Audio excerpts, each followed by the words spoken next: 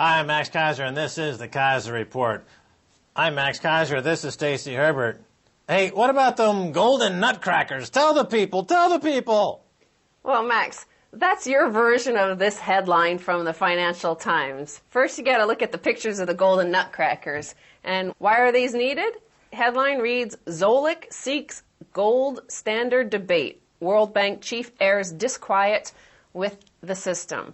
Of course, Max, we've been warning about this for quite a while here, that a gold standard would be imposed upon the world trading system. And sure enough, Robert Zoellick, on the eve of the G20 meeting in Seoul, says that a cooperative money system, including the dollar, the yen, the pound, and the renminbi, were needed.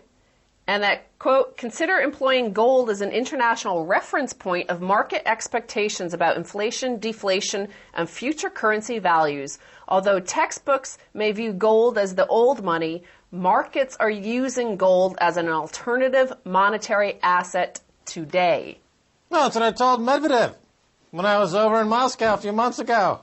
I said, you got to use gold. What did he do? He went over to the World Conference with a big gold coin. What did it say in the gold coin? Well, actually, Max, if you look at a headline from December of 2009, this was foretold to the world population. They would have known about this had they not only watched RT and seen the Keiser Report, but had they looked at the headlines from last year. Medvedev sees single currency dream in G8 coin gift. So this is at the 2009 G8 meeting in L'Aquila, Italy, and Russian President Dmitry Medvedev issued gave as a gift to the other G8 leaders a gold coin on which was written United Future World Currency. And he said, in all likelihood, something similar could appear, and it could be held in your hand and used as a means of payment. This is the international currency. That's right. My portrait's on that gold coin. But the fact is, this has been imposed anyway. The gold price has been rising and rising and rising for the last 10 years since Gordon Brown sold half of the UK's gold supply at the bottom in terms of the price for the last 5,000 years. So it has been a currency for the last 10 years. People chose to ignore it and they chose to deny it because the fact is what it was signaling was why Robert Zoellick is now conceding defeat, and that is... Yeah, we got a photo of the golden nutcracker. Yeah, there it is, the golden nutcracker from Bob Zoellick, who's a New World Order shill, of course. But the New World Order and the IMF and the Bob Zoellicks of the world, of course, realize that eventually all paper currencies go to paper currency heaven, and that only gold will be a proper currency to back the true reform that Barack Obama missed out on when he heard the siren songs of the Geithners and the Summers of the world and went down the path of more fractional reserve bailouts and other nonsensical, non-performing idiocies. Well, in fact, gold is honest money. So this is part of the problem that even Alan Greenspan last weekend, when he went to Jekyll Island and met with all these other bankers, he's conceded that the problem with the global financial system at the moment was there was just way too much fraud. And this is the problem, that the U.S. dollar has become a unit of fraud. And you see that in the headline, the age of the dollar is drawing to a close. And they're saying that America has squandered its advantage on credit-fueled spending, with a developing world expected to represent more than half of the global economy within 5 years. Dollar hegemony no longer makes any sense. Not at all. The dollar, of course, is on the way out. And the way that they're going to try to extricate themselves from having to pay off their debts in America is to roll those debts over to a new global currency. They're going to resecuritize all the bad debts in the currency denomination of the new world currency, which will be partially backed by gold. They'll roll all those forward, and they'll think that they'll escape the sword of hyperinflationary depression thusly, and they are wrong. But this is a way to devalue the dollar because, I mean, if you look at the chart, the long-term chart of the dollar, you see it already has been crashing. And how do you get it to crash any further? It's crashed 50% during Reagan. It rose during Clinton. It crashed again for Bush. But now it's at the bottom of the barrel. It's hard to get any lower unless they introduce a global gold standard. Well, they're going to introduce a new global currency, a new global World Bank. The World Bank and the IMF will become the new global central bank to work with the Bank of International Settlements and then to work with all the various central banks, the Fed, the Bank of the Bank of Japan, etc. So there's another layer of bureaucracy. Bob Zoellick is a bureaucracy monkey. He will be part of the new bureaucracy. And Paul Krugman and Nouriel Roubini and other academics will be on the board of directors. And these are all paper bugs. But they can't escape the fact that without a gold component, there is no hope. And Medvedev, of course, in the fabulous Moscow, understands this. He understands the truth. Well, the other reason why this is being announced, of course, is that America, I guess everybody's been noticing since 2008 that essentially the U.S. empire is over. And we see this in this headline. Oh, boo-hoo! We see this in the headline, America's Economic Suez. So this is the moment when the U.S. introduced quantitative easing without coordinating with any other nation. South Africa, Germany, China, Brazil all came out immediately and condemned the U.S. for this movement. They are standing alone. Yeah, Brazil, what a shocker. They really, because Brazil said to the IMF quite a number of years ago now to go stuff it, that they don't want to be debt slaves to the IMF. So now they're running the show. Well, here's a quote from Brazil's finance minister, Guido Mantega. While everybody wants the U.S. economy to recover, it does no good at all to just throw dollars from a helicopter. Nobody wants the U.S. economy to recover because all they do is they use their money to invade countries and commit genocide and ecological holocaust with man-made global warming. That's right. And who is the man making the global warming? The United States. How do they finance it? The dollars. The rest of the world knows this. What do they want to do? Get rid of the dollar. Well, the other thing that, Americans themselves are patting themselves on the back thinking, oh, we voted in the fiscal conservatives who are going to save the dollar and save America and restore prosperity. They voted in those Republican coprophagists. Well, this takes me to this next video, which is Ron Paul, Did Libertarians Win? So he was on Fox News and he was asked, is this a good sign that the libertarians, the fiscal conservatives, are in power? But what is being offered is a big question. I was excited about 1980's election, 1994, and the year 2000, thinking that maybe the conservative, libertarian types in the Republican Party would make a significant change, but it never happened. But one thing that really disappointed me in the campaign, this campaign, is they weren't really involved in personal liberty, the Patriot Act, searches without warrants, torture, preventive war, and all the things going on. They never talked about foreign policy. And they call themselves fiscal conservatives, and they spend $1 trillion a year on managing an empire. I mean, you're not going to solve your problem that way. You can't tinker around with cutting food stamps for the poor and think you're going to solve this problem. We have to change our attitude. That's right, Ron Paul. Smart guy. He knows what he's talking about. He's totally against this new crop of coprophagist GOP freshmen. He's right. So nobody will talk about the ever-expanding cost of America's wars. And they talk about little things like food stamps. Well, the rest of the world is saying this, that the dollar finances America's wars, the warfare. And the only way we can get America to stop killing people for bucks and for thrills is to deneuter, to crack the nuts of the U.S. dollar with our golden nutcracker.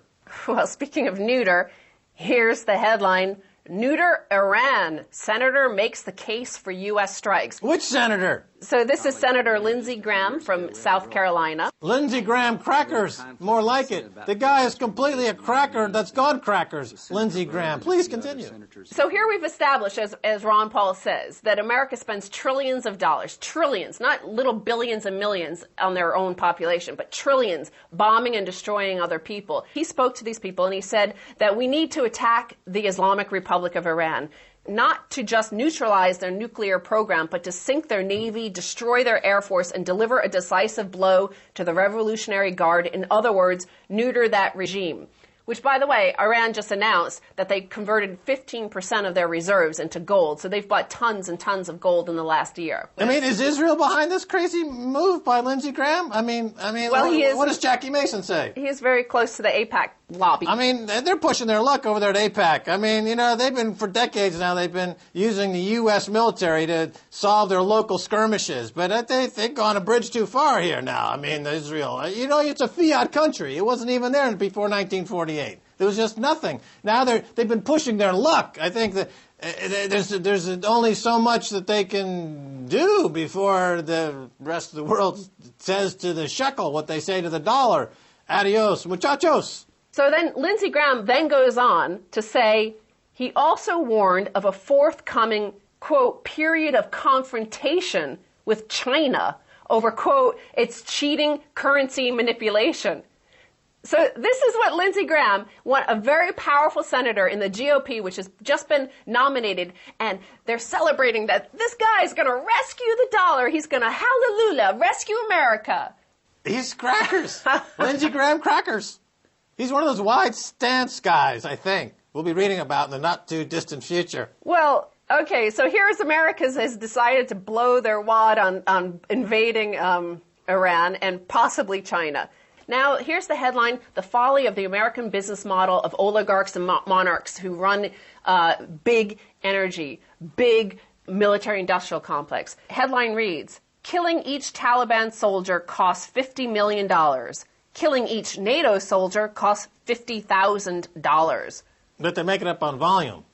Yeah, well... At least you start a .com somewhere in Silicon Valley, and they can lose money that way and take themselves public and retire billionaires. So these are based on numbers from the Brookings Institute, and an independent analyst looks at it and says, if you look at add up the number of Taliban soldiers killed, and you add up the number of NATO soldiers killed, divided by the cost that each has spent, and you find that the Pentagon and NATO are bankrupting the U.S. NATO is also bankrupting the U.S. Yeah, of course, because they're advised by salon monkeys like Paul Krugman.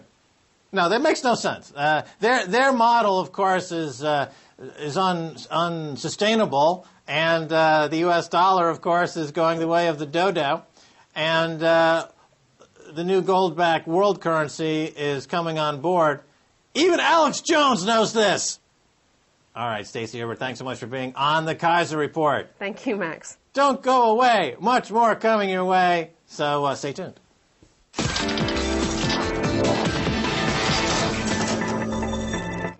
For some, this is just a parliament building in Berlin. But then, 65 years ago, it was the final target and the last major offensive for the Red Army. Its capture became the symbol of the fall of a fascist citadel and the victory over Nazi Germany. The Fall of Berlin on RT.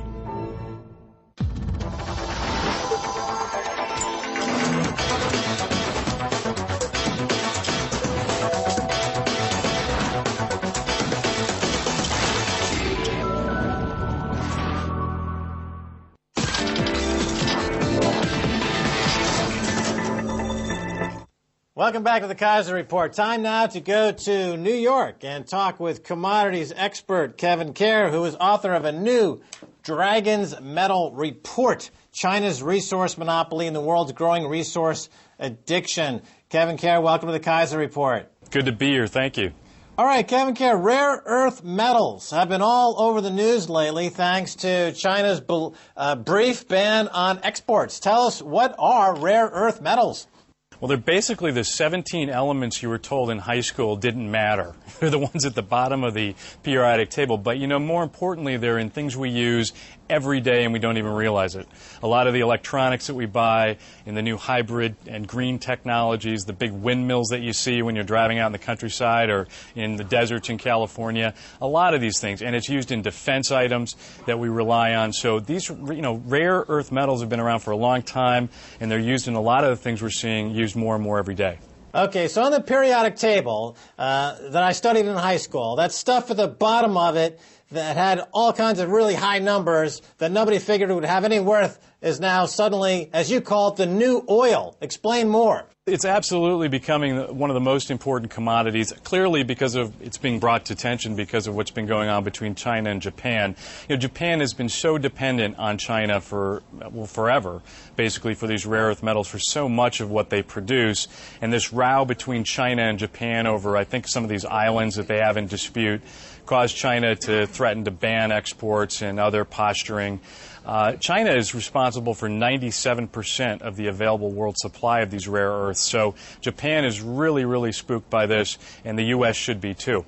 Right, so we know all about how shortages in the oil business can cause all kinds of economic mayhem. In the U.S., of course, the oil shock of the 70s, and then oil spiked up to 147 recently, caused all kinds of mayhem. So you're seeing, as a commodities expert, the same kind of thing happening in rare earths, because so much of our new electronic world, all the gizmos, are made with these rare earths. And China has a 97% of the market. How did that happen?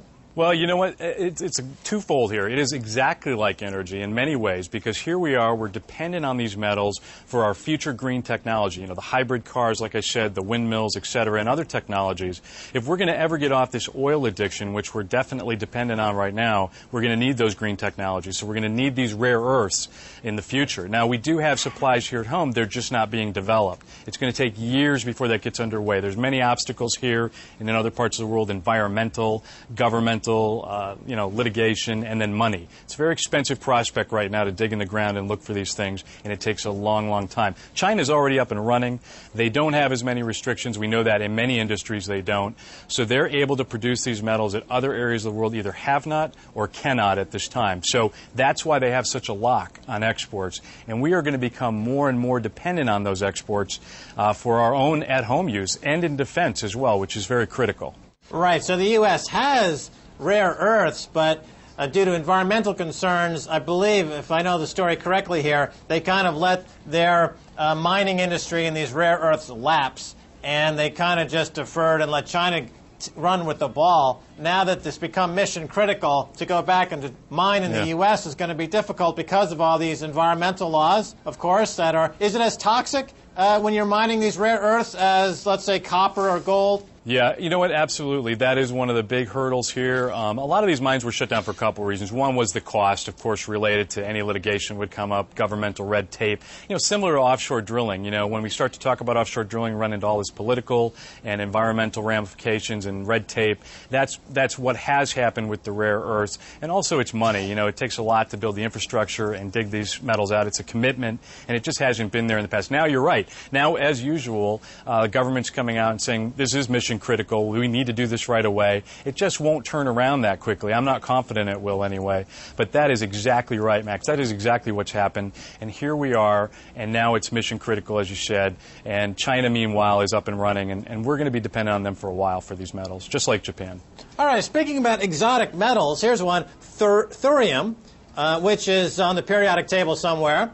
We get a lot of emails on this asking about thorium. You're the expert. Can you talk a little bit about thorium? What's the story on thorium?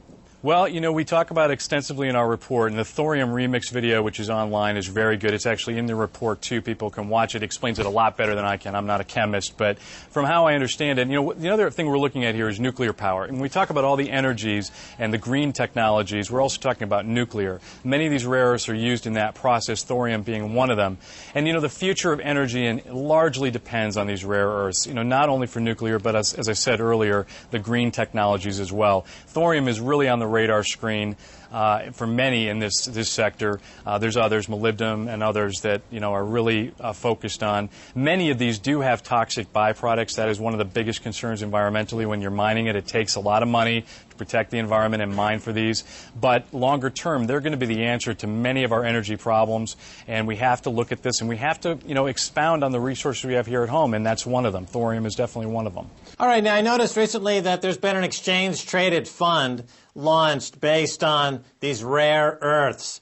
Is there enough of product out there to supply the demand on the ETF market? Is the ETF, I think it launched, and then there was an announcement from China that they were going to relax their export ban, and had a little bit of an impact on the trading of the ETF. Is there some gamesmanship going on in these markets?